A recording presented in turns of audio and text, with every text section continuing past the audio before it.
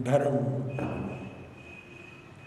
का स्वरूप और उसकी विवेचना में आपको विगत प्रवचनों में समझा रहा था।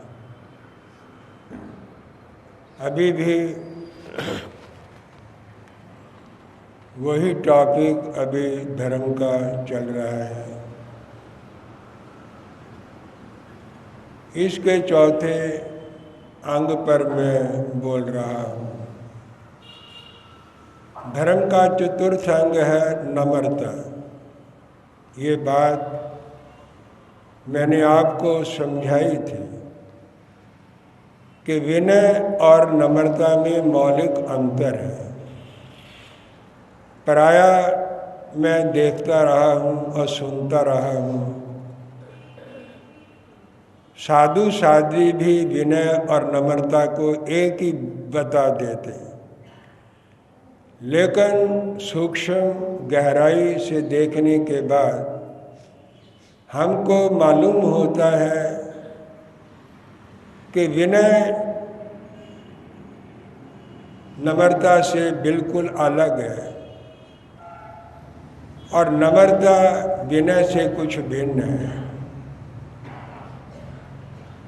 अगर हम विनय को ब्रॉड सेंस में लें तो उसमें नम्रता आ सकती है, लेकिन इस गहराई को विद्वान समझते हैं, शास्त्रों के ज्ञाता समझ सकते हैं, सिद्धांत के जो विद्वान पुरुष हैं वो इस बात को समझते हैं, लेकिन हर व्यक्ति इस गहराई को नहीं समझ सकता। उसे समझाने के लिए बताना पड़ेगा कि विनय का क्षेत्र अलग है और नम्रता का क्षेत्र अलग है। विनय प्रायः बुजुर्गों के साथ, बड़ों के साथ, गुरुजनों के साथ की जाती।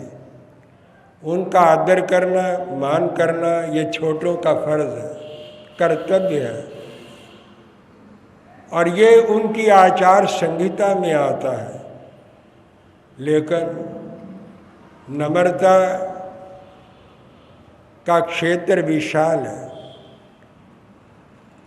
नम्रता सेवकों से, नौकरों से, छोटे लोगों से भी नम्रता का व्यवहार करना पड़ता है और किया जाता है। पुत्र पिता की विनय करता है, लेकिन पिता क्या करे? पुत्र की विनय करे?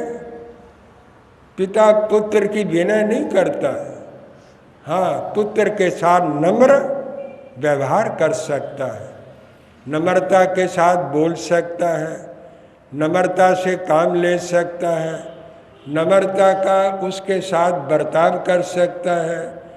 अगर वो नम्र रह करके पुत्र के साथ ये सारे व्यवहार करेगा तो उपलब्धियां कर सकता है, सेवाएं ले सकता है। नम्रता का एक पारिवारिक क्षेत्र है। परिवार में नम्रता की ज़रूरत, समाज में नम्रता की ज़रूरत है, और व्यापार के अंदर भी नम्रता की ज़रूरत पड़ती है। परिवार के अंदर एक दूसरे के साथ नम्र व्यवहार करना ये आवश्यक है। एकता के लिए, शांति के लिए, स्नेह, प्यार, प्रेम बनाए रखने के लिए नम्र व्यवहार करना परिवार के अंदर बहुत ज़रूरी है। और बड़ा भी छोटे के साथ नम्र व्यवहार करे। जो बहू है वो सासू की इज्जत करे, प्रणाम करे, आशीर्वाद ले, आदर करे, हाथ जोड़ करके रहे। ये एक अच्छी बहू के लक्षण है। लेकिन कुछ सासू का भी तो कर्तव्य है।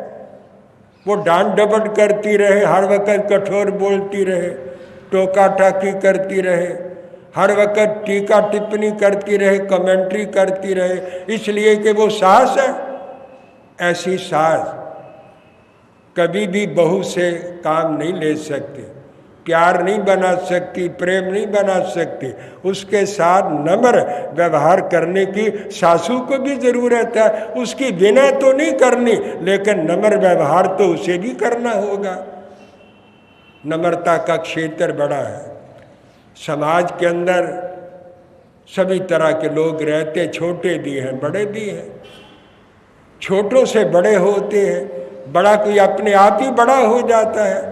छोटे हैं तो बड़े हैं, और बड़े हैं तो छोटों के लिए मार्गदर्शक है। ये एक दूसरे का संबंध है, बना रहता है। तो समाज के अंदर भी व्यक्ति को बड़ा होकर के भी नम्र बन कर के रहना होता। दुकानदार नम्र नहीं होता। ग्राहक से पैसा कमाना है, लाभ उठाना है, कमाई करनी है, और उस ग्राहक को हमेशा बना करके रखना है। तो वो नम्र बन करके ग्राहक के साथ व्यवहार करेगा। ग्राहक दुकान पर चढ़ेगा, फायदा देगा, लाभ देगा, हर वक्त बना रहेगा, और फिर उसके बच्चे भी उसी दुकान के साथ जुड़े रहेंगे। नम्र बनते हैं ना। नम्रता का मतलब क्या है? मीठा बोलना, पंखे के नीचे बिठा देना, चाय पानी पूछना, क्या इतनी नम्रता है? अगर 10 रुपये उसकी तरफ रह भी गए तो नम्र व्यक्ति गम खाता, बार बार मांगता नहीं है, उसे तंग नहीं करता है। अगर वो कम भी दे जाता है और कम देता है तो वो कहता है कोई बात नहीं, आप ले जाओ ये सौदा, फिर आ जाएगा पैसा। ये नम्रता है। नम्रता कोई मीठा बोलने का नाम नहीं है। स्वार्थी लोग ज़्यादा मीठा बोलते हैं। जिनको कोई स्वार्थ नहीं होता वो इतना मीठा नहीं बोलते, लेकिन वो बाद में पता लगता है ये क्यों मीठा बोलता है, ये क्यों मीठा व्यवहार करता है। तो उसके पीछे मन की नम्रता नहीं होती। मन कठोर होता है, वाणी नम्र होती है। भगवान महावीर ने कहा भाव भी नर्म हो, भाव में नम्रता हो, वाणी में नम्रता हो, और व्यवहार के अंदर नम्रता हो, और नम्रता अहेतु की हो, वो प्रकृति सिद्ध नम्रता हो, तो तब जाकर के वो धर्म का अंग बनती है। तो समाज के अंदर भी नम्रता की ज़रूरत है। तभी यश मिलता है, तभी इज्जत मिलती है, तभी सम्मान मिलता है, तभी लोग आदर करते हैं, तभी लोग बाद में पीठ के पीछे उसकी प्रशंसा करते हैं। व्यापार के अंदर नम्रता की ज़रूरत है। अब ज्ञान के क्षेत्र में नम्रता चाहिए। एक प्याऊ लगी हुई है, प्यासों के लिए प्याऊ लगाई जाती है। पानी पिलाने वाला बैठा है, पानी जिसने पीना है आगे अंजलि करेगा। केवल अंजलि कर देने से पानी नहीं पिया जाता। ऐसे कर दिया पानी, वो लोटा लेकर पानी डाल देगा, लेकिन सर भी झुकाना पड़ेगा। बिना सर झुकाए एक प्याऊ के पास जाकर के प्यासा पानी नहीं पी सकता। अगर वहाँ पर अहंकार करे मैं सेठ, मैं बड़ा आदमी, वहाँ अहंकार क्या चलेगा। ये आदमी छोटा बैठा हुआ है पानी पिलाने के लिए, इसके आगे मैं अपना सिर झुकाऊं। वहाँ पर अगर ये अहंकार लेकर के खड़ा होगा तो पानी नहीं पी सकता, प्यासा रहना पड़ेगा, और प्यासा वहाँ से आगे बढ़ना पड़ेगा। उसे ये नहीं देखना कि ये छोटा आदमी पानी पिलाने के लिए यहाँ बैठा है, मैं सिर झुकाऊंगा तो इसके आगे सिर झुक जाएगा। वो उसके आगे कोई सिर नहीं झुका रहा, वो तो पानी पीने के लिए सिर झुका रहा है। और बिना पानी पिए सिर झुकाए व्यक्ति पानी नहीं पी सकता। बिना पानी पिए प्यास नहीं बुझ सकती, राहत नहीं मिल सकती, शांति नहीं मिल सकती, यात्रा नहीं हो सकती, और अपने गंतव्य स्थान पर वो पहुंच नहीं सकता। पानी पीना अगर जरूरी है तो सिर तो क्या करना पड़ेगा, झुकाना पड़ेगा, शास्त्र ने कहा। लेकिन व्यवहारिक जीवन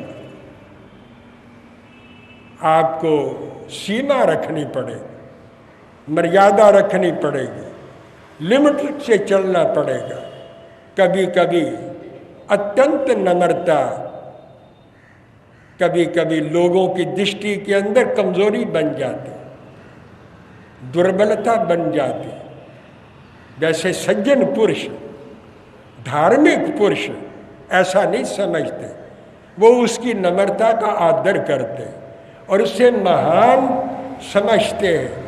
लेकिन कुछ लोग ऐसे दुष्ट हैं, असज्जन होते हैं, वो सज्जन नहीं होते, वो गुणग्राही नहीं होते, वो दोषग्राही होते हैं। वो दूसरे की नम्रता को दुर्बलता और भीरुता समझ लेते हैं और ज़्यादा उसे तंग करने लगते हैं और कई प्रकार की और समस्याएं बना देते हैं। धर्म अलग चीज है, राजनीति जो है वो अलग चीज है। राजनीति लोग राजनीति की भाषा में बोलते हैं, लेकिन धार्मिक पुरुष कभी राजनीति की भाषा के अंदर नहीं बोलते। उनकी आत्मा में धर्म है, उनके भाव में धर्म है, वाणी में धर्म है और उनके व्यवहार में धर्म रहता। लेकिन यहाँ नीति आ जाती है, वहाँ पर धर्म नहीं रहता। वहाँ वो हर बात नीति से प्रेरित होकर के बोला करते हैं। लेकिन धर्म अगर नीति में आ जाए वो उसे सद नीति बना देता है। लेकिन आज तक नीति ने धर्म को सद धर्म नहीं बनाया। धर्म सद नीति से चलता है, कूटनीति से नहीं चलता। कूटनीति तो छल है, कपट है, धोखा है, फरेब है और वो अपने स्वार्थ को सिद्ध करने का एक माध्यम है, एक मीडिया है, एक इंस्ट्रूमेंट है, एक वो तरीका है जिस तरीके से व्यक्ति कूटनीति का प्रयोग करके अपने स्वार्थों को सिद्ध करता है। लेकिन स्वार्थ परमार्थ नहीं है, इससे कर्म बंधन होता है, कर्मों की निर्जरा नहीं होती। तो मैं ये कह रहा हूं, इस नम्रता के अंदर एक लिमिट भी चाहिए। यहां पर धर्म है, साधना है, वहां पर लिमिट की जरूरत नहीं है। पानी हर चीज को नरम कर देता, ठंडा भी है, तरल भी है। आटे के अंदर उतना पानी डाला जाए जिससे उसका पेड़ा बन सके और उससे चपाती बनाई जा सके। इतना पानी में न डाल दिया जाए कि उसका पेड़ा ही न बन सके, चपाती न बन सके। मिट्टी के अंदर उतना पानी डालने की जरूरत है जिससे उसके पिंड बना करके उसको सांचे में डाला जा सके और उसके बर्तन बनाए जा सके। इतना पानी डाल दिया जाए कीचड़ी हो जाए, उससे बर्तन नहीं बनते हैं। और उस आटे में इतना पानी डाल दिया जाए जिसका पेड़ा ही नहीं बन सके, तो उससे रोटी क्या बनेगी, चपाती क्या बनेगी। वहाँ लिमिट की जरूरत है। आभूषण चांदी के हैं या सोने के, आभूषण बनाने के लिए सोने को नरम करना पड़ता है। धरती के अंदर बीज बोने के लिए उसे नरम करना पड़ता है, तब जाकर के उसके अंदर बीज बोया जाता है। लेकिन इतना पानी डाल दिया जाए वो कीचड़ी बन जाए, तो उसके अंदर कीचड़ के अंदर बीज नहीं डाला जा सकता, बीज नहीं बोया जा सकता। और अगर इतना नरम सोने को कर दिया जाए उससे कोई आभूषण तैयार नहीं किया जा सकता। आखिर उसकी एक लिमिट है। लोक जीवन के अंदर नम्रता की लिमिट है। अंकुश भी रखना है, बच्चे के साथ नम्र व्यवहार करना है, लेकिन अनुशासन भी रखना है। अनुशासन इसलिए रखना है कि वो बिगड़ ना जाए, वो गलत मार्ग के ऊपर ना चला जाए और पिता की नम्रता का दुरुपयोग ना करे। वहाँ पर अनुशासन की भी ज़रूरत रहती है। गाड़ी बान है, वो हाथ के अंदर चाबुक रखता है। महावत जो है वो हाथी के ओढ़े के ऊपर बैठकर अंकुश रखता है।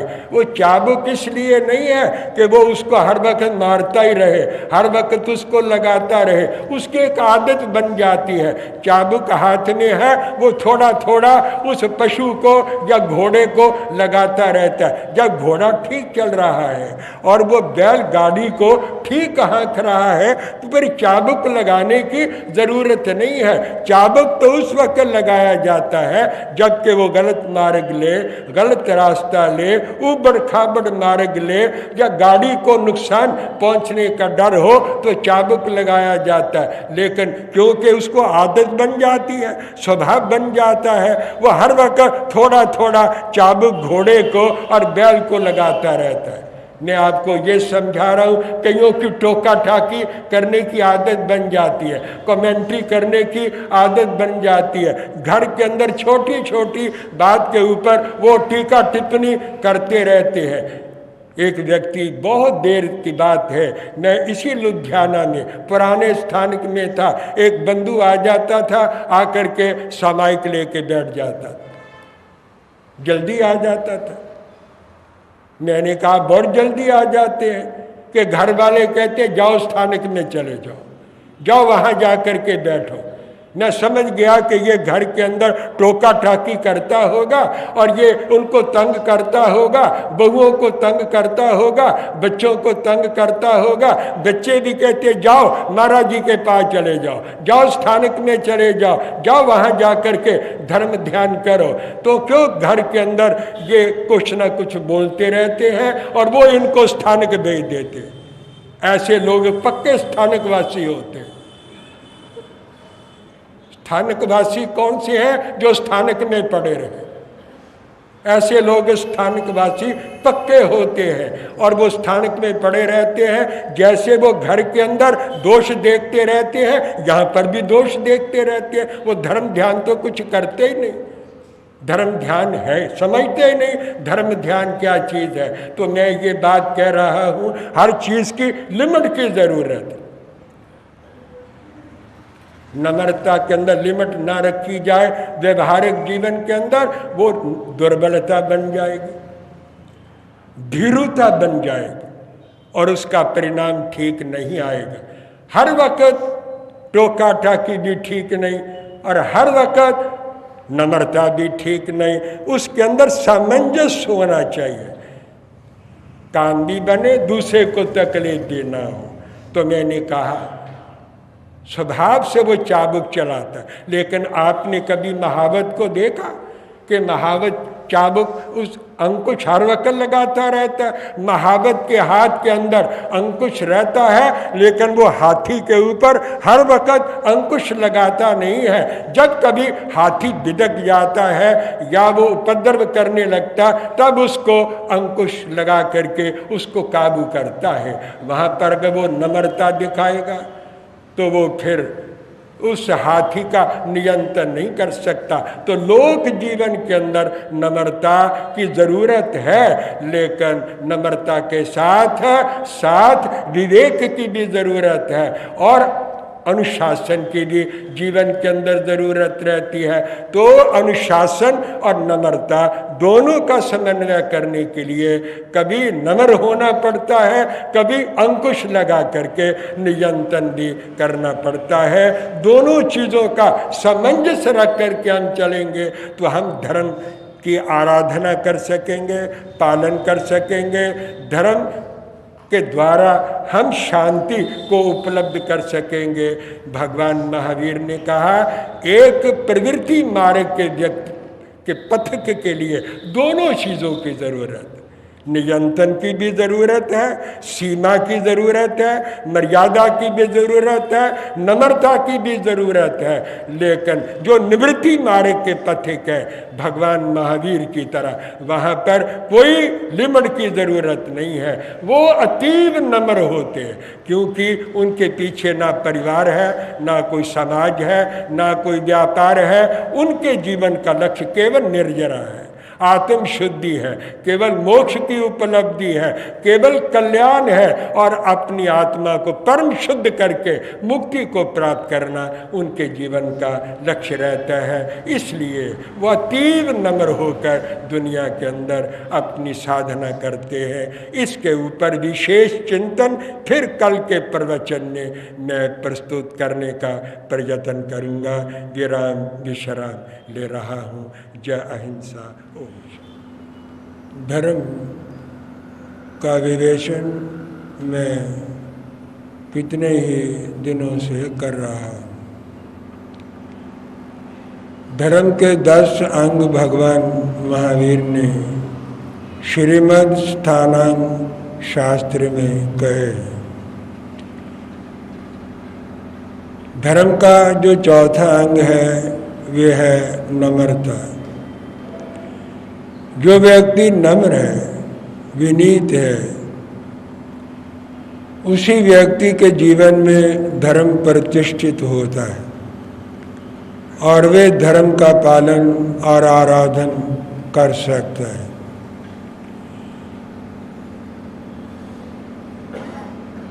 भगवान महावीर ने एक बात और कही है कि विनय सीमित है, मर्यादित है, अर्थात बड़ों के प्रति व्यक्ति विनीत होता है, लेकिन नम्रता का जो क्षेत्र है वो बड़ा विशाल है। व्यक्ति बड़ा है या छोटा है, हर व्यक्ति के प्रति उसे नम्र व्यवहार करना उचित होता है और उसी व्यवहार से वो उपलब्धियां कर सकता है। तो नम्र व्यक्ति जीवन में सफल होता है और वो हार्दिक हृदय के अंदर अपनी जगह बनाता है। जो व्यक्ति किसी का काम नहीं करते, अहंकारी होते, अभिमानी होते, उन व्यक्तियों को जीतने की एक ही कला है नम्रता। अहंकार दूसरों के प्रति नम्र नहीं होता, लेकिन वे अपने प्रति ज़्यादा नम्रता चाहता है। जो व्यक्ति अभिमानी है, अहंकारी है, आप उसे अहंकार से नहीं जीत सकते। अहंकार और अहंकार का क्लैश होता है, अर्थात संघर्ष होता है, टकराव होता है। अहंकारी और अभिमानी व्यक्ति को जीतने का एक ही तरीका है कि उसके प्रति नम्र व्यवहार किया जाए और वो स्वयं किसी के प्रति नम्र व्यवहार करता नहीं, क्योंकि अहंकार और नम्रता का वैर है। यहाँ अहंकार है, वह नम्रता रहती नहीं। एक और चीज, यहाँ नम्रता नहीं है, वह क्रोध का आ जाना स्वाभाविक है। जो व्यक्ति क्रोधी होता है वो नम्र नहीं होता। अगर आगे पीछे वो नम्र भी होगा तो जब क्रोध आएगा कठोर हो जाएगा, क्रूर हो जाएगा, उग्र हो जाएगा और वो उग्र व्यवहार करेगा, कठोर व्यवहार करेगा, कठोर वचन बोलेगा। तो नम्रता यहाँ पर रहती है, दो दुर्गुण नहीं रहते। क्रोध नहीं रहता, अहंकार नहीं रहता। जब क्रोध और अहंकार आता है, नम्रता नहीं रहती। भगवान महावीर ने नम्रता को धर्म लेशा में रखा है। लेशाएं 2 हैं। आप कहेंगे लेशा क्या होती है? ये जैन शास्त्रों का अपना एक पारिभाषिक शब्द है लेशा, अर्थात थॉट, भाव, विचार। आपके मन के अंदर जो भाव उठते हैं वो 2 प्रकार के होते हैं, एक अच्छे होते, एक बुरे होते। अच्छे विचारों को धर्मलेशा कहा गया है और बुरे विचारों को अधर्मलेशा में रखा गया है। तो नम्रता का समावेश धर्मलेशा में है और जो क्रोध और अहंकार है ये अधर्मलेशा में आते।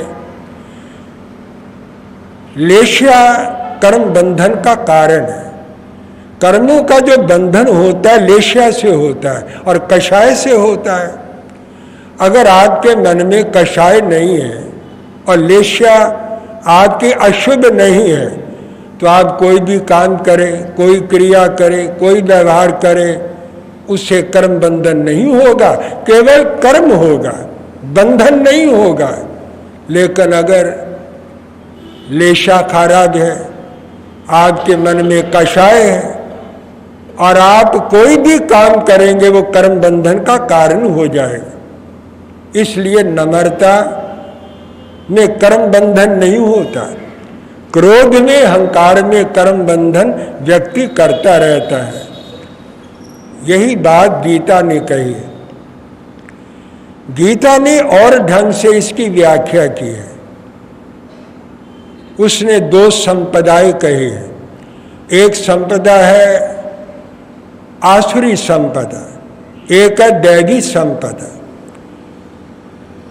नम्रता को दैवी संपदा में रखा गया है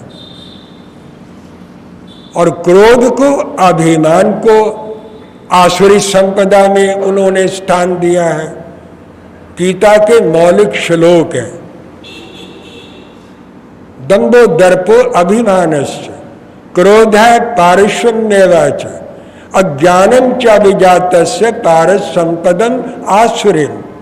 भगवान कृष्ण अर्जुन को कहते हैं, अर्जुन ये जो क्रोध है और अहंकार है ये आसुरी संपदा है, अर्थात बुरी संपदा है। इससे व्यक्ति पाप करता है, बुरे कर्म करता है और बुरे कर्म करके बुरा बनता है और दुर्गति में जाता है, बुरी गतियों के अंदर जाता है। दंभो दर्पो अभिमानश्च क्रोधः पारुष्यमेवच, ये 5 दुर्गुण हैं। दंभ, दर्प, अभिमान, क्रोध और कठोरता, ये ऐसे दुर्गुण हैं। और अज्ञान, ये दुर्गुण व्यक्ति में आसुरी संपदा को उत्पन्न करते हैं और ऐसा व्यक्ति मर करके नीच गति में, नीच योनियों में और पामर योनियों के अंदर जाकर के जन्म लेता है। और नम्रता दैवी संपदा है। अहिंसा, सत्यम, क्रोध, त्याग, शांतिर्पैशनम, दया भूतेषु लोलुत्वम, मार्दवम हरिर चापलम। इन सब गुणों के अंदर मार्दवम, मृदुता, कोमलता, नम्रता, विनय, ये माइल्डनेस, ये जो गुण है ये दैवी संपदा में आते। तो मैंने आपको बताया ये जो धर्म का चौथा अंग है जिसे मैं नम्रता कह रहा हूं, ये गीता की भाषा के अंदर, ये दैवी संपदा के अंदर इसका स्थान है। अर्थात जिस व्यक्ति में नम्रता रहती है वो मनुष्य के रूप में देवता होता है और दैवी कर्म करता है, दिव्य कर्म करता है, श्रेष्ठ कर्म करता है और श्रेष्ठ कर्म करके और वो श्रेष्ठ गतियों में और दिव्य गतियों के अंदर जाकर के जन्म लेता है। तो इस लोक में भी नम्रता की जरूरत है। ये मैं 2 प्रवचनों में पहले समझा चुका हूं। और इस जीवन के उपरांत भी नम्रता जीवन के साथ जाती है और अगले जन्म के अंदर उसे दिव्य गतियों की प्राप्ति करने में उसकी मदद करती है। इसके बारे में कुछ बातें और समझने की जरूरत है। व्यक्ति विनीत बनकर गुरु से ज्ञान ले लेता, गुरु विनीत को ज्ञान दे दे, क्योंकि विनीत व्यक्ति क्रोध को, अभिमान को जीतकर गुरु की भक्ति करता है, सेवा करता है, शुश्रूषा करता है और सेवा शुश्रूषा करके इस प्रकार ज्ञान को प्राप्त कर लेता है जैसे व्यक्ति धरती का खनन कर करके और उसकी बोरिंग कर करके और उसकी खुदाई कर करके पानी के पास पहुंच जाता है। जैसे कुदाल के द्वारा या किसी साधन से धरती का खनन करके व्यक्ति पानी तक पहुंच जाता है, इस तरह गुरु की सेवा शुश्रूषा करके व्यक्ति प्रसन्न करके गुरु का ज्ञान अर्जित कर लेता है और गुरु उसे ज्ञान दे देता है। लेकिन ज्ञान का अभिमान हो जाता। भगवान महावीर ने 8 प्रकार के मद कहे हैं। 8 प्रकार के मदों में एक श्रुत मद है। श्रुत क्या है? ज्ञान। 5 ज्ञान है, मति ज्ञान, श्रुत ज्ञान, अवधि ज्ञान, मन परज ज्ञान, केवल ज्ञान। केवल ज्ञान की भूमिका श्रुत ज्ञान है। मति ज्ञान तो सबके पास है। जो लोग दुर्बुद्धि हैं, गलत मति रखते हैं, दुष्ट लोग हैं, दुर्जन हैं, मति तो उनके पास भी है। वो जितने गलत काम करते हैं बुद्धि से ही करते हैं, लेकिन उनके पास शुद्ध नहीं है। अगर शुद्ध है तो सम्मत श्रुत नहीं है। जब सम्मत श्रुत आता है तो मति ठीक होती है, बुद्धि ठीक होती है और वो बुद्धि ठीक काम करती है।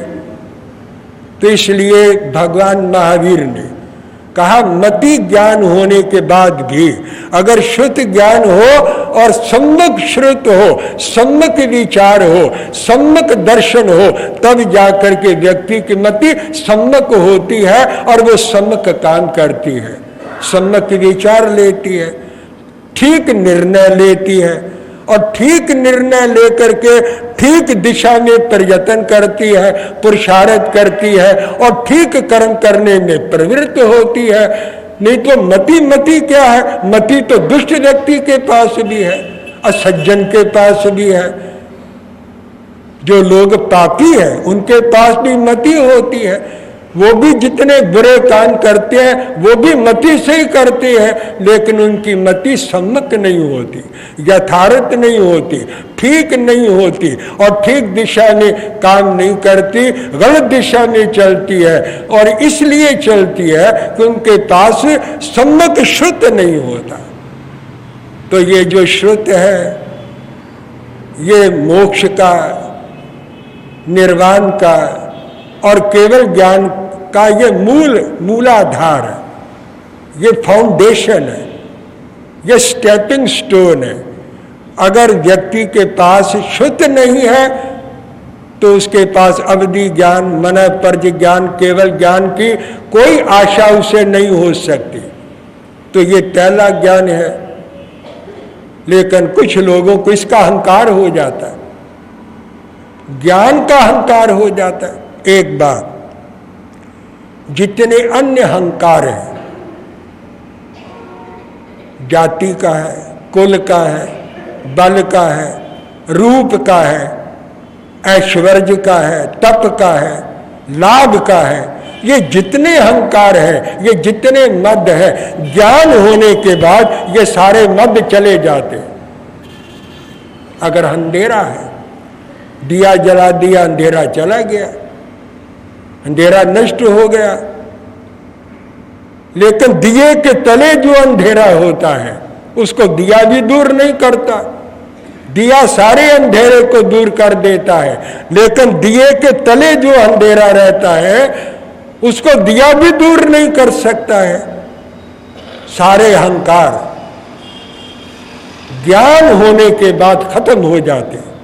लेकिन बड़े आश्चर्य की बात है, अचंभे की बात है कि व्यक्ति को ज्ञान का ही अहंकार हो जाता है। मैं ज्ञानी हूं, मैं वक्ता हूं, मैं विद्वान हूं, मैं शास्त्रों का ज्ञाता हूं, मैं पढ़ा सकता हूं, मैं सुना सकता हूं। ये तो अहंकार हो गया। तो शास्त्र ने कहा अन्य अहंकार ज्ञान होने के बाद नष्ट हो जाते हैं, लेकिन ज्ञान का अहंकार अगर व्यक्ति को हो जाए, इसको नष्ट करने का कोई उपाय नहीं है। ये खतरनाक है। तो बिना करके ज्ञान ले लिया। एक और चीज ज्ञान के साथ चाहिए, नम्रता।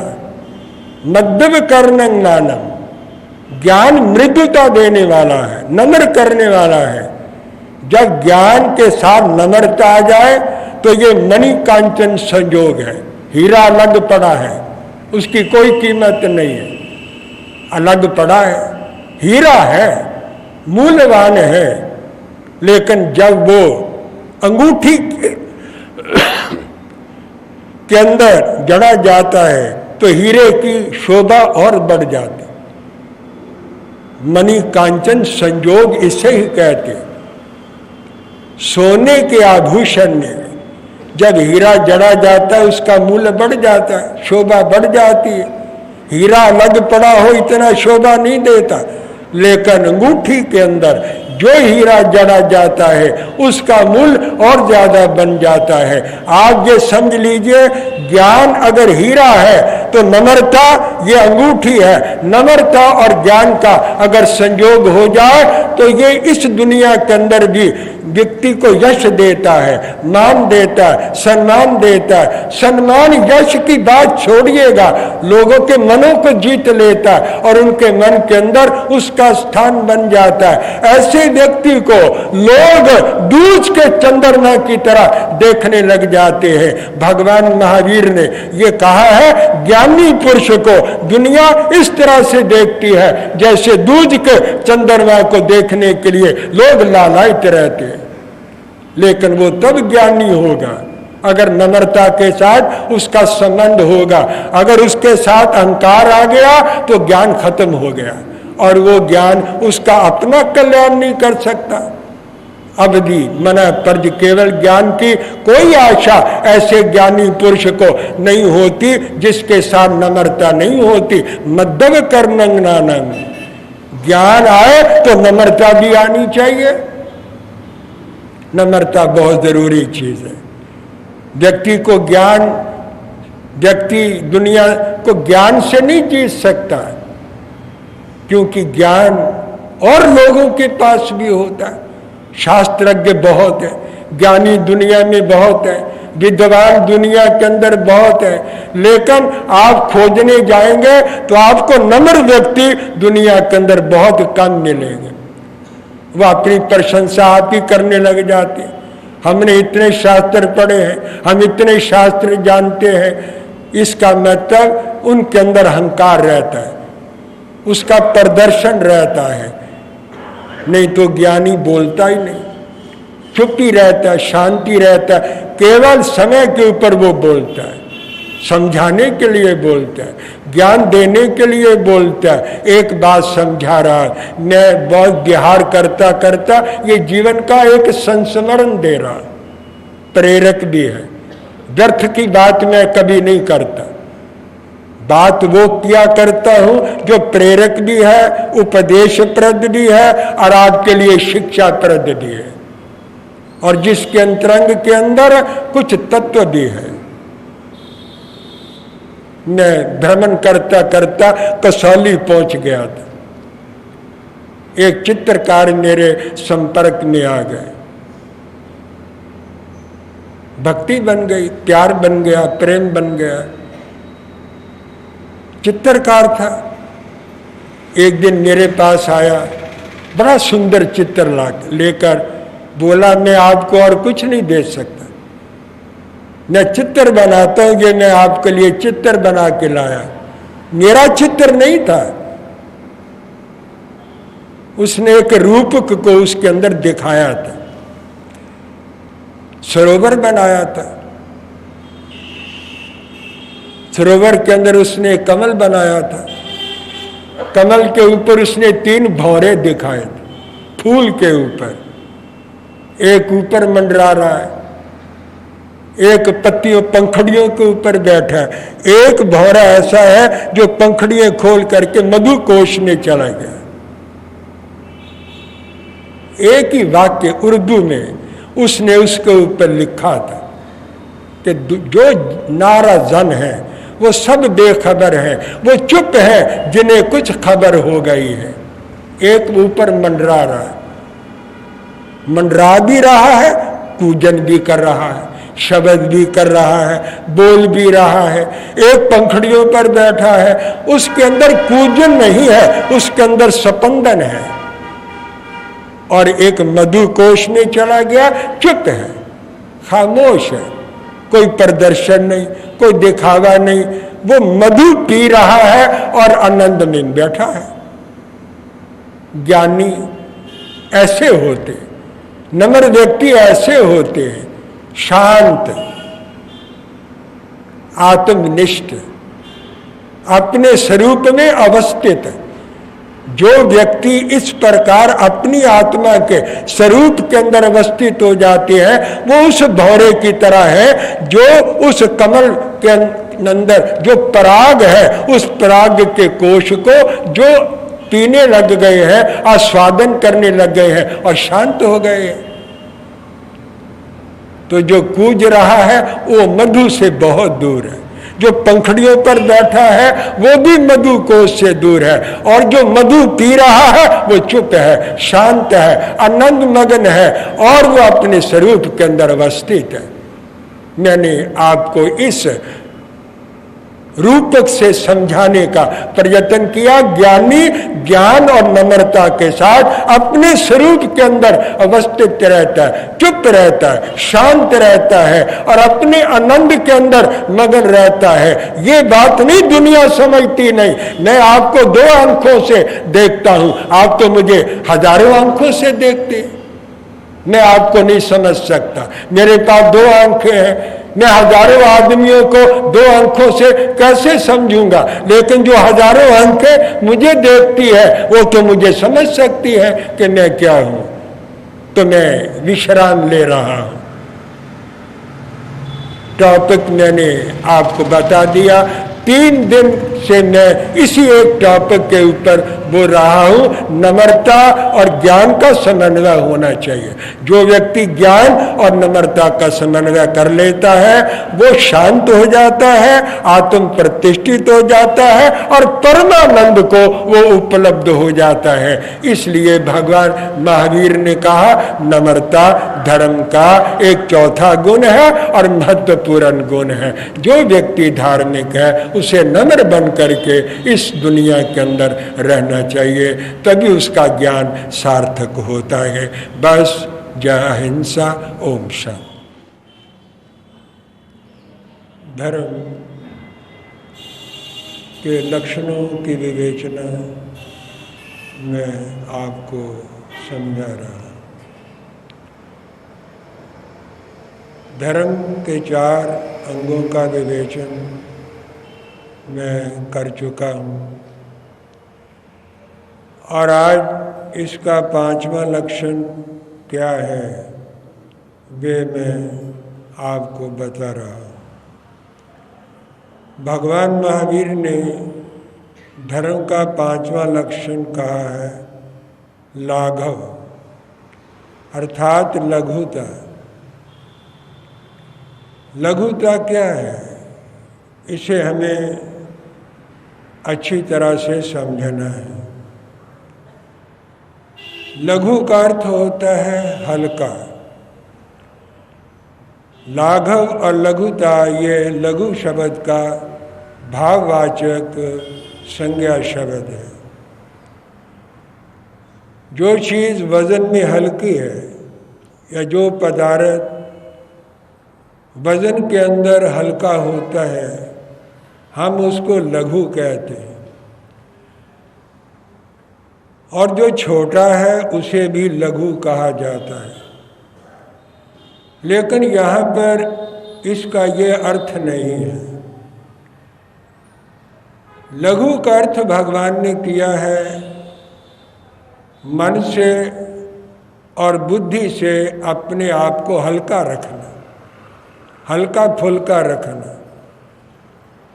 ये धर्म का एक महत्वपूर्ण 5वां लक्षण है। आप देखते हैं पदार्थ अपेक्षाकृत हल्के और भारी होते हैं। चांदी भारी है, सोना भारी है, सिक्का भी भारी है, लेकिन हीरा इतना भारी नहीं होता। अंगूठी में जड़ा जा सकता है, छोटा सा होता है। वजन में वो कोई ज़्यादा भारी नहीं होता है, लेकिन फिर भी जिस व्यक्ति के पास हीरा है वे हीरे को देखकर खुश होता है, प्रसन्न होता है। क्योंकि वो मूल्यवान है, कीमती है, और उसको पाकर व्यक्ति अपने आप को बहुत बड़ा समझता है। जो चीज़ वजन में हल्की है वे आपके मन का, आपके दिमाग का ज़्यादा बोझ बन जाता है, और जो वजन में भारी है लेकिन मूल्य में कम है वो आपके दिमाग का, आपके मन का वो ज़्यादा बोझ नहीं बनता।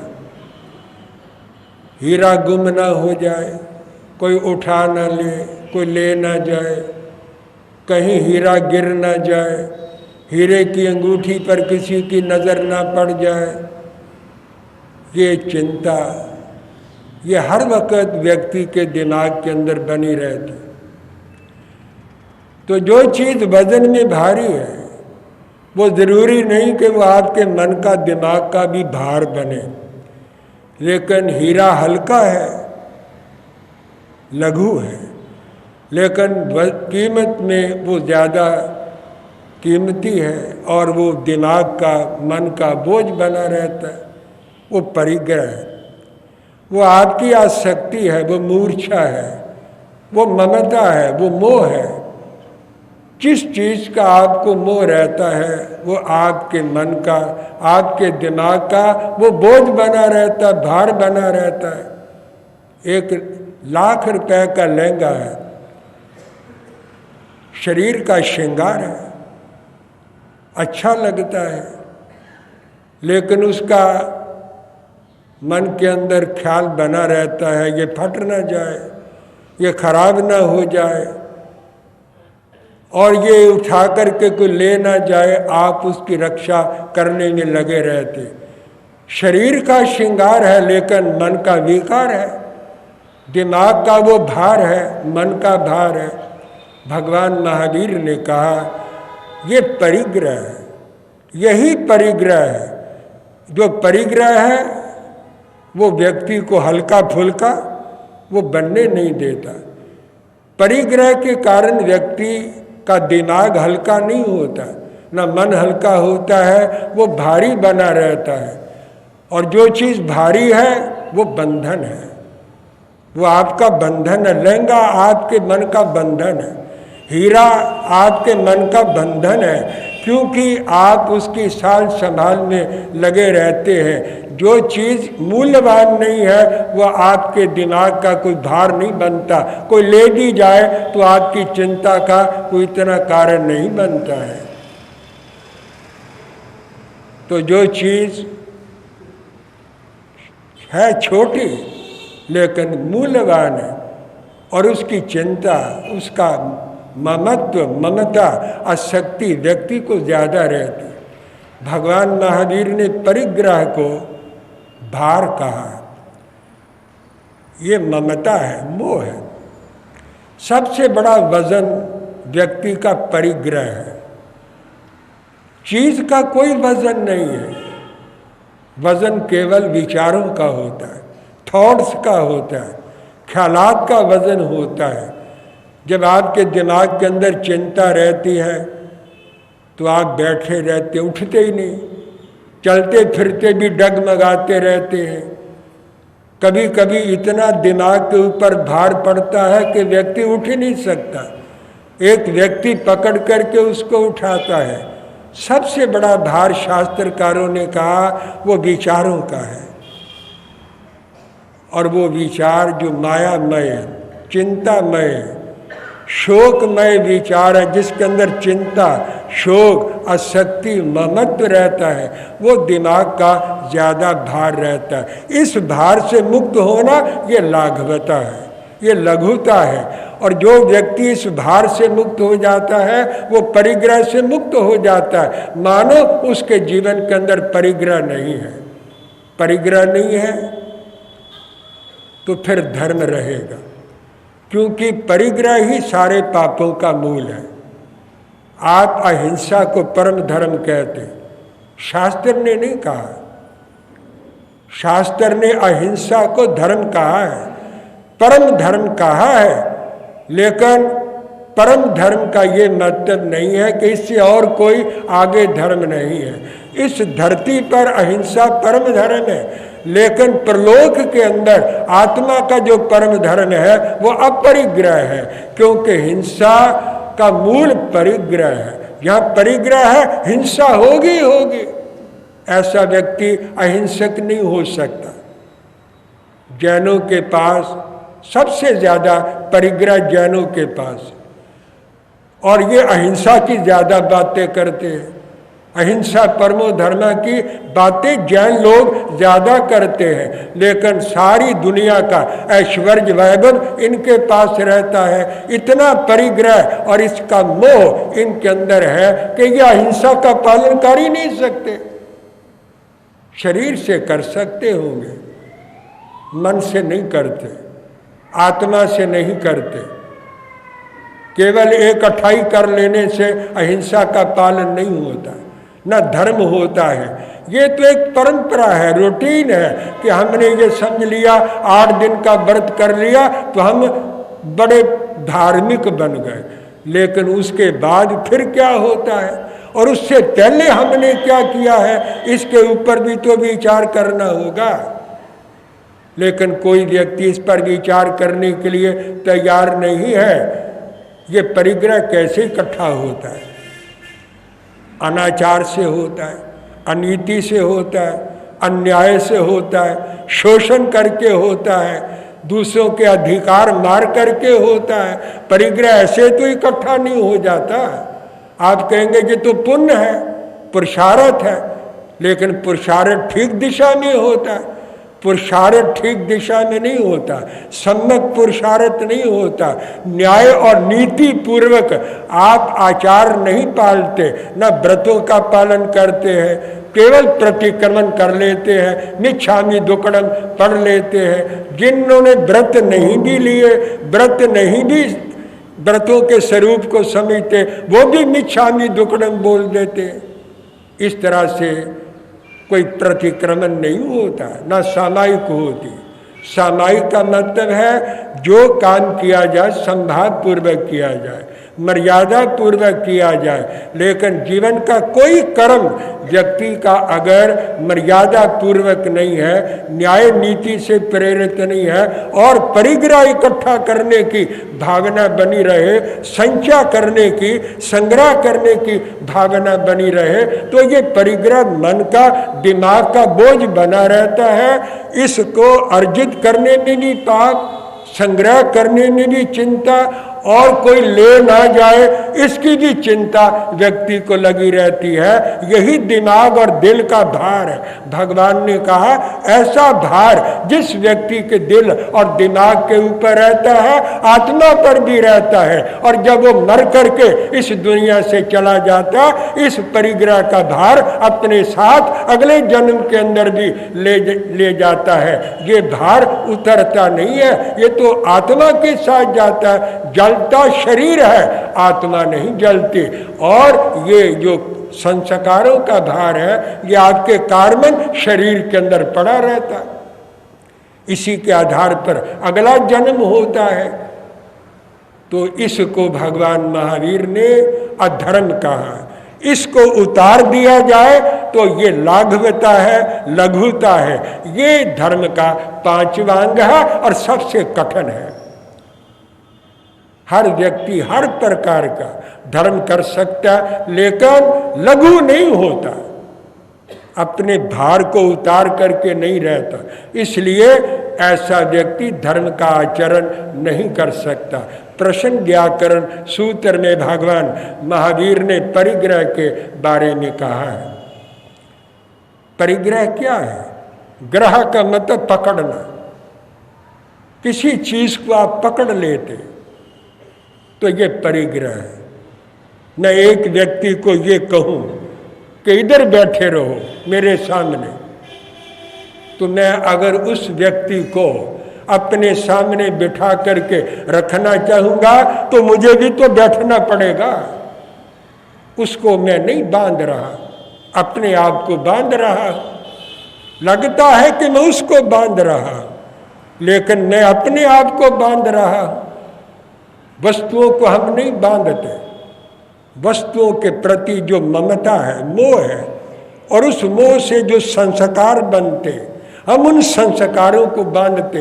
वस्तुएं तो छूट जाती, नष्ट हो जाती, खत्म हो जाती है, लेकिन संस्कार बने रहते। यही परिग्रह है। भगवान ने परिभाषा की, मुच्छा परिग्रहो वुत्तो, मूर्छा का नाम परिग्रह है, अशक्ति का नाम परिग्रह है। चीज है या नहीं है, इसमें कोई फर्क नहीं पड़ता। एक साधु है, भिक्षु है, एक भिखारी है। भिखारी में भिक्षु में अंतर क्या है? भिक्षु के पास था, महलो मकान थे, बाग बगीचे थे, रुपया पैसा था, विरक्त होकर छोड़ दिया, अनगार बन गया। अब इच्छा नहीं है संग्रह करने की, जीवन गुजारने की इच्छा है, जीवन यापन करता है, लेकिन संचय नहीं करता, संग्रह नहीं करता। भिखारी क्या करता? उसके पास भी कुछ नहीं, भिखारी के पास भी कुछ नहीं, लेकिन वो परिग्रही है। वो मांग रहा कामना से प्रेरित होकर, संग्रह भी करता है, इकट्ठा भी करता है और इकट्ठा करना चाहता है। भिखारी संग्रह करने में लगा हुआ है और भिक्षु के पास था, उसने छोड़ दिया और आगे के लिए संग्रह करने की इच्छा नहीं, वो भिक्षु होता है। भगवान महावीर भी भिक्षु थे, वो भी साधु थे। और भिखारी जो है वो भीख मांगता है, वो भी याचना करता है, साधु भी याचना करता है, दोनों याचक है, दोनों याचना करते हैं, लेकिन दोनों के अंदर अंतर क्या है? भिखारी संग्रह मांग करके इकट्ठा करना चाहता है और साधु जीवन का गुजारा करना चाहता है, यही दोनों के अंदर अंतर है। तो अगर भिखारी के पास कुछ नहीं है और वो कामना रखता है कि उसको मिले, यही भिखारी का परिग्रह है, यह अंतर है। तो भगवान ने कहा ये दिमाग और दिल का जो बोझ है ये परिग्रह है, और जिसके अंदर ये परिग्रह है वो धार्मिक नहीं हो सकता, वो धर्म के 5वें अंग की आराधना नहीं कर सकता है। प्रश्न व्याकरण सूत्र में भगवान महावीर ने कहा, लोभ कली कसाय महखंदो, चिंता सय निश्चय विपल साल। ये परिग्रह क्या है? इसके अंदर 3 दोष लगे रहते। लोभ परिग्रह के साथ लगा रहता, कली कलेश लगा रहता, और कषाय इसके साथ लगे रहते। लोभ के कारण व्यक्ति, इस परिग्रह के कारण लोभ करता है, और क्लेश परिग्रह के लिए होते। भाई भाई में क्लेश, बहन भाई में क्लेश, माता और पुत्र ने, पिता पुत्र ने क्लेश, पति और पत्नी के अंदर क्लेश। ये जो क्लेश होते हैं पार्टनर्स बन जाते हैं, जिस वक्त फायदा लाभ होने लगता है तो फिर क्लेश पैदा हो जाता है, फिर खटपट हो जाती है, फिर क्या होता है? ये क्लेश कौन पैदा करता है? परिग्रह पैदा करता है। इसके साथ कषाय भी है, क्रोध भी आएगा, कोई अन्याय करेगा क्रोध आएगा, छल कपट भी व्यक्ति परिग्रह के लिए करता है, और अहंकार पैदा हो जाता है। चीजें ज्यादा बढ़ गई, अहंग हो गया, अहंकार हो गया, अभिमान हो गया, और लोभ तो इसके साथ लगा ही रहता है। चारों के चारों कषाय परिग्रह के साथ लगे रहते हैं। ये अगर परिग्रह एक वृक्ष है तो ये लोभ, क्लेश और कषाय ये उसके तने हैं, और शाखाएं क्या है? चिंता सय वियल सालो, सैकड़ों प्रकार की चिंताएं इस परिग्रह रूपी वृक्ष की शाखाएं और प्रशाखाएं हैं। जैसे बट वृक्ष की बहुत टहनियां होती हैं और उसका फैलाव बहुत बड़ा होता है, इसी तरह इस परिग्रह रूपी वृक्ष का बहुत ज्यादा फैलाव है। इतना फैलाव है कि देवलोक तक इसका फैलाव है। इस धरती तक नहीं। भगवान ने कहा देवा स इंदगा न तित्तिन न तुठिन उपलब्धि। कितना भी परिग्रह हो जाए, आज तक इस दुनिया में देवता और इंद्रों की भी आज तक तृप्ति और संतुष्टि नहीं हुई। ये परिग्रह ऐसा है कि देवता भी उससे संतुष्ट नहीं हुए और इंद्र भी संतुष्ट नहीं हुए। देवा भी स इंदगा न तित्तिम न तुठिन उपलब्धि। जब देवताओं की तृप्ति नहीं हुई तो मनुष्य की क्या होगी। एक और चीज उन्होंने कही, उपनमंती मरण धम्मम अभितत्ता कामानम। चक्रवर्ती इस धरती के सबसे बड़े राजा, 6 खंड के शासक, अधिपति होते हैं, लेकिन वो भी इस दुनिया से उपनमंती मरण धम्मम अभितत्ता कामानम, वो भी अपनी कामनाओं को पूरा नहीं कर सके। और जब इस दुनिया से गए अतृप्त होकर के गए। वो तृप्त होकर के नहीं गए, संतुष्ट होकर के नहीं गए, अपनी कामनाओं को बिना तृप्त किए, बिना संतुष्ट हुए वो इस दुनिया से खाली हाथ चले गए। लेकिन जहाँ भी वो गए वहाँ पर भी उनकी कामनाएं फिर उभर आई, फिर वहाँ परिग्रह का चक्कर चला। देवों के अंदर भी परिग्रह जो जाता है वो इसी धरती से जाता है। पुण्य करते हैं, पुण्य करके देवलोक में चले जाते, वहां पर भी परिग्रह रहता है। देवों के अंदर, देवियों के अंदर, इंद्रों के अंदर आपस में लड़ाइयाँ, झगड़े, क्लेश, वायुमनस्य, खटपट देवलोक के अंदर भी बनी रहती है। भगवान ने कहा इसी परिग्रह के कारण देवलोक के अंदर भी अशांति रहती है, क्योंकि परिग्रह का जहाँ भी होगा अशांति पैदा करता है। तो ये परिग्रह आपके दिमाग का, आपके मन का बोझ है। इस बोझ को भगवान ने अधर्म कहा है, पाप कहा है। जो इस बोझ को उतार देता है वही हल्का फुल्का होता है, और हल्का फुल्का हो करके वही धर्म कर सकता है और कर्म बंधन से बच सकता है। के ऊपर शेष चिंतन कल के प्रवचन में फिर मैं प्रस्तुत करूंगा कि किस प्रकार हम मन और अपने मस्तिष्क को इस परिग्रह से मुक्त होकर हल्का बना करके रख सकते हैं। ये बातें कल के प्रवचन में आपको समझाने का प्रयत्न करूंगा। बस और अधिक नहीं विराम ले रहा हूँ। जय अहिंसा। ओम शांति। धर्म के 5वें अंग की विवेचना मैं कल के प्रवचन में भी कर रहा हूँ। शास्त्रों ने धर्म का 5वां अंग कहा है लघुता। लघुता का अर्थ है लाघवता, हल्कापन। शरीर पर जितने कपड़े आभूषण व्यक्ति पहनता है, उन कपड़ों का, उन आभूषणों का शरीर को इतना भार मालूम नहीं होता।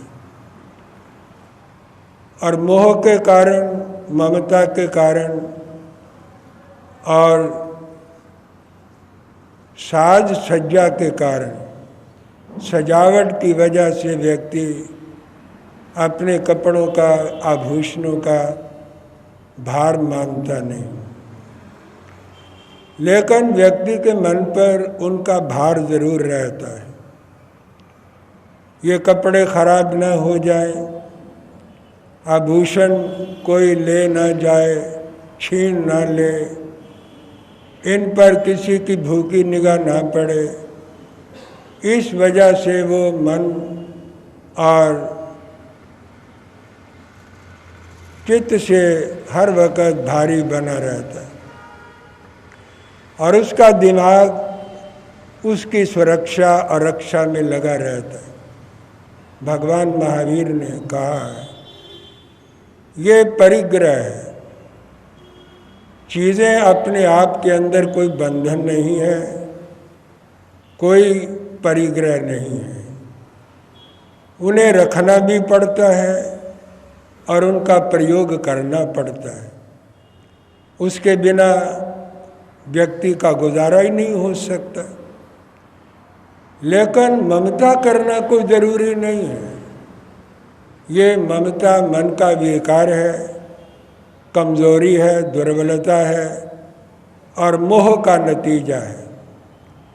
भगवान महावीर ने कहा, मुच्छा परिग्रह बुद्धो, मूर्छा और अशक्ति का नाम परिग्रह है और यही व्यक्ति के दिल और दिमाग का बोझ है और इसे भारी बनाता।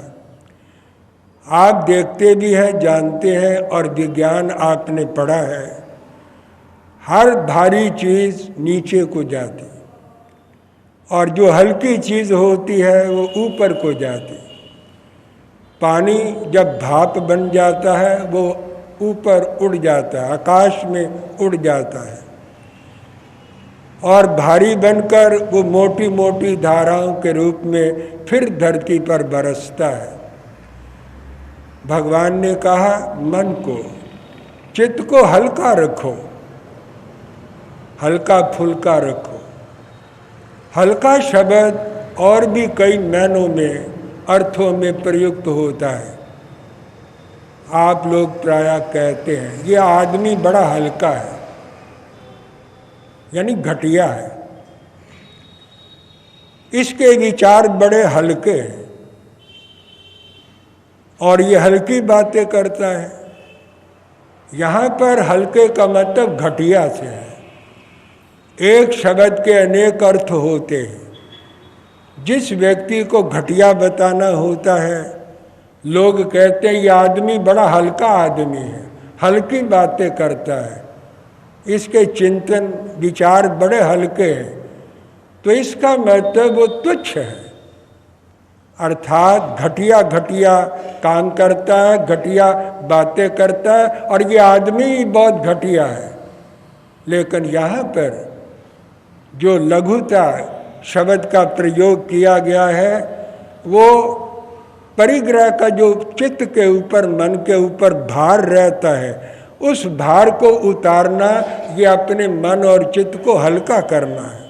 ये भार दो तरह से उतरता है, या तो चीज़ों को छोड़ दिया जाए या चीज़ों के मोह को छोड़ा जाए। चीज़ों को गृहस्थी नहीं छोड़ सकता, उसे रखनी पड़ेंगे। लेकिन भगवान महावीर ने कहा वो उसकी मर्यादा ज़रूर करे, लिमिट बांधे। लिमिट बांधने से, चीज़ों की लिमिट बांधने से पाप की लिमिट बन जाती। व्यक्ति लिमिट में ही कोई अशुभ कर्म करेगा, पाप का अनुबंध लिमिट में होगा। अगर चीज़ों की लिमिट नहीं है तो फिर मोह, लोभ, आसक्ति के कारण व्यक्ति अधिक से अधिक चीज़ों को इकट्ठा करने का प्रयत्न करेगा, करता है। उसके लिए अन्याय भी करेगा, शोषण भी करेगा, जुल्म भी कर सकता है, अनधिकार चेष्टा भी करेगा और दूसरों की चीज़ों को नाजायज़ ढंग से वह हथियाने की कोशिश भी करेगा, क्योंकि उसे ख्याल बन गया है कि दुनिया की चीज़ों के अंदर ही सुख है। लेकिन वो भूल जाता है, परिग्रह के कारण, इस ममता के कारण भूल जाता है कि चीज़ें जो नश्वर है वो सच्चा सुख नहीं दे सकती। चीज़ें नाशमान है और नश्वर चीज़ें हैं तो नश्वर चीज़ों से नश्वर ही सुख मिलेगा। प्रायः शास्त्र कहते हैं कि दुनिया झूठी है, तो जब दुनिया है ही झूठी और चीज़ें झूठी हैं तो इन झूठी चीज़ों से सच्चा सुख कैसे मिलेगा? झूठे आदमी से कोई सुख मिलता है, कोई शांति मिलती है? कभी भी नहीं मिलती। जब दुनिया झूठी है तो झूठी दुनिया से कभी सच्चा सुख प्राप्त नहीं हो सकता। नश्वर चीज़ें हैं, नाशमान चीज़ें हैं, तो इन नाशमान चीज़ों से सच्चा सुख तो मिलेगा ही नहीं। लेकिन व्यक्ति मोह के कारण परिग्रह के जाल के अंदर फंसा हुआ है। या तो इन्हें छोड़ दिया जाए तब सुख होगा, या इनका मोह छोड़ दिया जाए, ममता छोड़ दी जाए। अगर पूरी तरह ना भी छूटे तो लिमिट बांधी जाए, मर्यादा की जाए और सारी चीज़ों को मर्यादा में रखा जाए। आपकी कोठी बहुत बड़ी है, बहुत बड़ी कोठी बना ली, लेकिन जब व्यक्ति रात को सोता है सारी कोठी में पांव पसार के सोता है। यहाँ से लेकर वहाँ तक वह अपनी टांगें पसार लेता है, सारी कोठी पर कब्जा करके सोता है। केवल एक बेड है, 6 फुट का है, एक बिस्तर है, एक चदरिया है, एक तलाई है, एक रजाई है। और उसके पास रात के टाइम में क्या होता है? केवल सोने के लिए एक बेड चाहिए, एक खटिया चाहिए, एक चारपाई चाहिए, एक दरी चाहिए, एक बिछौना चाहिए, ऊपर ओढ़ने के लिए एक चदरिया चाहिए, सर्दी है तो ये रजाई चाहिए। और क्या लेके सोता है? लेकिन उसे इस बात की बड़ी खुशी है कि उसकी कोठी बहुत बड़ी है, उसमें बहुत सामान है, साजो सामान बहुत है, अलमारियों में पड़ा हुआ है और आपने जमा किया हुआ है। शरीर के साथ उसका कोई संबंध नहीं रहता, लेकिन मन के साथ संबंध बना हुआ है। मन के साथ उन चीज़ों का संबंध बना रहता है कि मेरे पास ये है, मेरे पास वो है, मेरे पास इतना है, टाइम आएगा मैं इस्तेमाल कर सकता हूँ, मैं प्रयोग कर सकता हूँ, मुझे कोई तकलीफ नहीं होगी, मुझे मांगने की ज़रूरत नहीं है। बस इतनी तस्कीन है, इतनी तसल्ली है, इतना उसे संतोष है और उसी संतोष का उसे सुख प्राप्त होता है। चीज़ें तो मकान में पड़ी रहती है, लेकिन मन का संबंध उन चीज़ों के साथ जुड़ा रहता है, तो मन का ही सुख है। अगर वो चीज़ें कोई ले जाए, छिन जाए, नष्ट हो जाए, कोई चोरी में चली जाए, चोरी उठा करके रात में के वक़्त ले जाए, तो फिर दुख होना भी स्वाभाविक है। उसी रेशो से दुख होता है। Action and reaction and equal and opposite. हर चीज़ जो जितना सुख देती है उतना वो दुख भी देती है। भगवान ने कहा चीज़ों के साथ केवल मन का संबंध है। मन ही हल्का होता है खुशी से, मन ही भारी होता है वियोग में। तो परिग्रह सारे दुखों का मूल है।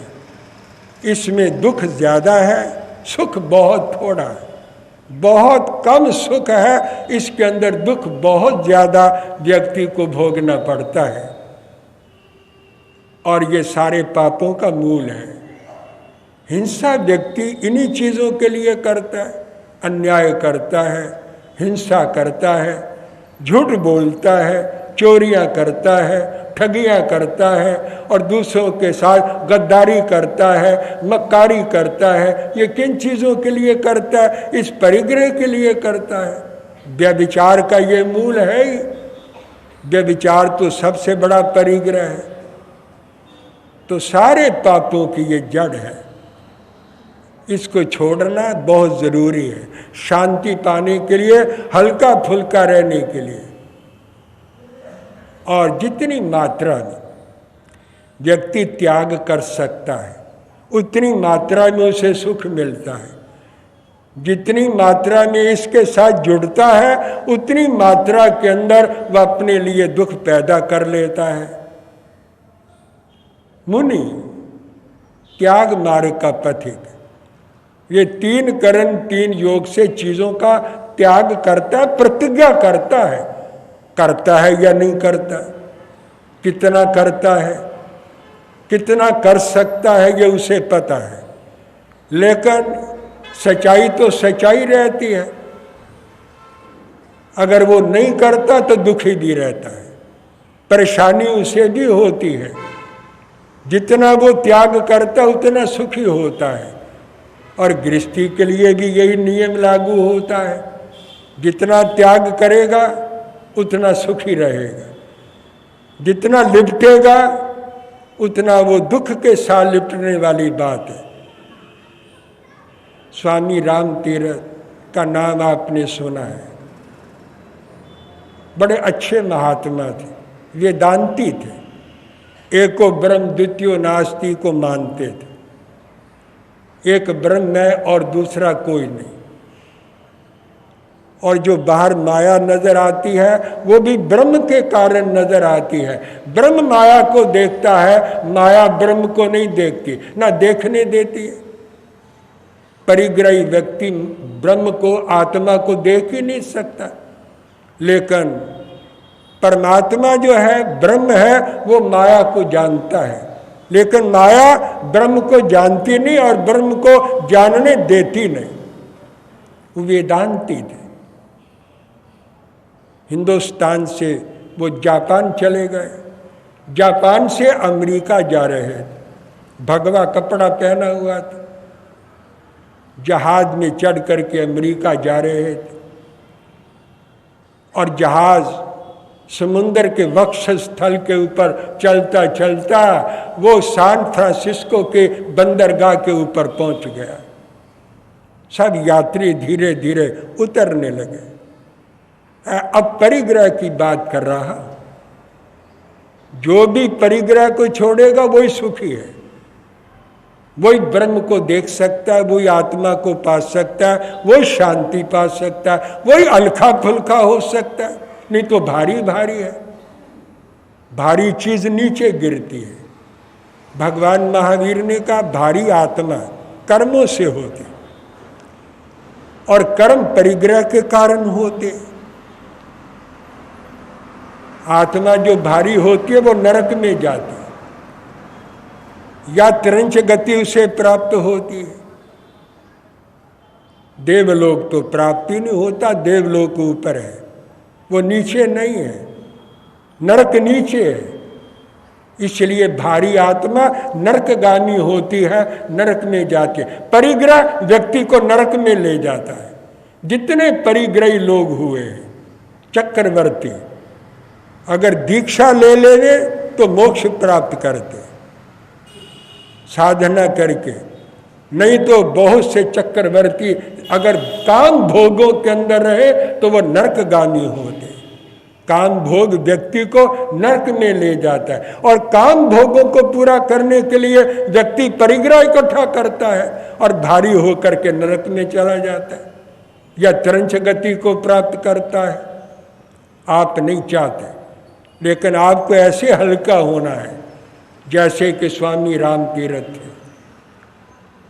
जब सैन फ्रांसिस्को की बंदरगाह पर वो जहाज पहुंचा, सभी यात्री उतरने लगे, लेकिन स्वामी राम तीरथ जहाज के डेक के ऊपर ऐसे चहलकदमी कर रहे थे, घूम रहे थे। सब यात्री उतर गए। एक अमेरिकन यात्री था, धार्मिक था, सज्जन था। धार्मिक व्यक्ति धार्मिक को देखता है, अधार्मिक तो देखता ही नहीं, वो दूर ही चला जाता है या डरता है, भय खाता है या मजाक करता है, वो उससे कुछ लेता नहीं। वो धार्मिक था। वो उनके पास आ गया और उसको पूछने लगा। सब यात्री उतर गए, आप क्यों टहल रहे हैं, आप चहलकदमी क्यों कर रहे हैं, आप कौन है? पहला प्रश्न उसका ये था। स्वामी राम तीरथ को उसने कहा, आप कौन है? मैं सन्यासी हूं, भारतीय सन्यासी। आप उतर क्यों नहीं रहे? वो मुस्करा दिए। फिर उसने प्रश्न किया, आपका सामान कहाँ है, आपका सामान कहाँ है? वो बोला, मैं सन्यासी हूं, जो कपड़े मेरे शरीर के ऊपर हैं भाई यही मेरा सामान है, मेरे पास और कोई सामान नहीं। वो आश्चर्यचकित हो गया। इसके पास कोई सामान नहीं है। ये कहता है जो कुछ मेरे पास है भाई यही मेरा सामान है। फिर आपका धन रुपया पैसा कहाँ है? रुपया पैसा, वो बोला रुपया पैसा तो मैं रखता ही नहीं, मेरे पास कोई रुपया नहीं, कोई पैसा नहीं, फिर गुजारा कैसे होता है? स्वामी रामतीर्थ ने कहा कोई व्यक्ति कोई रोटी का टुकड़ा दे देता तो मैं खा लेता, कोई पानी पिला देता मैं पानी पी लेता हूँ। फिर उसने कहा तुम्हारा घर कहाँ है, तुम रहते कहाँ हो और कहाँ रहोगे? उसने कहा मैं कहाँ रहूँगा, मैं कहाँ रहता हूँ। कभी रात पेड़ के नीचे गुजर जाती है, कभी रात आकाश के नीचे तारे गिन गिन करके रात को कभी आंख लग जाती है, सो जाता हूँ। मेरा यही सामान है, मेरे पास रुपया पैसा नहीं। कोई रोटी दे देता खा लेता हूँ, कोई पानी पिला देता पानी पी लेता हूँ, पेड़ के नीचे रात गुजार लेता हूँ, या तारे गिन करके कभी आंख लग जाती है तो मैं अपनी रात गुजार लेता हूँ। तुम अमेरिका में आए हो जहाँ तुम्हारा कोई परिचित है? उसने उसके कंधे के ऊपर हाथ रख के कहा मेरा यहाँ कोई परिचित नहीं है, एक तू ही मेरा परिचित है। मैं तो सारे विश्व को अपना समझता हूँ। ये मुझे मालूम नहीं कि दुनिया के लोग मुझे अपना समझते हैं या नहीं समझते, लेकिन मैं सारी दुनिया को अपना समझता हूँ। तुम कहाँ रहोगे जब तुम्हारा अमेरिका में कोई परिचित ही नहीं है, तो तुम रहोगे कहाँ? उसने बड़े प्यार से कहा मैं तेरे ही पास रह जाऊंगा, मैं तेरे पास रहने के लिए तैयार हूँ। अगर तुम्हें मेरे ऊपर विश्वास हो तो तू मुझे रख सकता है। मेरा अमेरिका के अंदर कोई परिचित नहीं है, तू ही मेरा सबसे पहला परिचित व्यक्ति तू ही है। बड़ा प्रसन्न हुआ कि ऐसे भारतीय सन्यासी होते। वो उसको अपने साथ अपने घर ले गए, उसकी सेवा भक्ति की, उससे ज्ञान लिया और उसके साथ साथ अमेरिका के अंदर घूम करके प्रचार करवाया और वो उसका परम भगत बन गया। और उसने ये बात कही कि ये भारतीय सूरज है जिसका जो प्रकाश है कभी भी छिन्न भिन्न नहीं हो सकता, कभी खत्म नहीं हो सकता। ये वो सूरज है जिसका प्रकाश दुनिया के अंदर हमेशा बना रहेगा। ऐसे थे भारतीय सन्यासी। भगवान महावीर ने ऐसे ही व्यक्ति को सन्यासी कहा। तो मैं विराम ले रहा हूँ। जो व्यक्ति अपरिग्रही है वो हल्का फुल्का रहता है। वो स्वामी रामतीर्थ कितना हल्का फुल्का होगा और कितना हल्का फुल्का बनकर अमेरिका गया होगा, तभी वो अमेरिका के अंदर भारतीय संस्कृति का प्रचार कर सका और दुनिया को अपना भक्त बना सका।